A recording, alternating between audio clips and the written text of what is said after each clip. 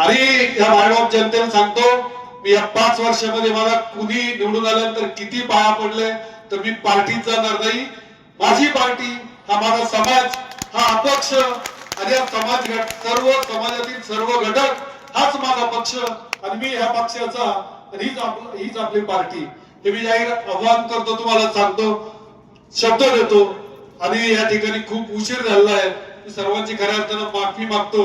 आणि येत्या 2 तारखेला आपण सर्वजण, माझी सून सौ प्राची आकाश थोरात यांचं चिन्ह आहे रिक्षा आणि त्यानंतर स्नेहल चाचकर यांचं चिन्ह आहे स्कूटर, त्या दोघी.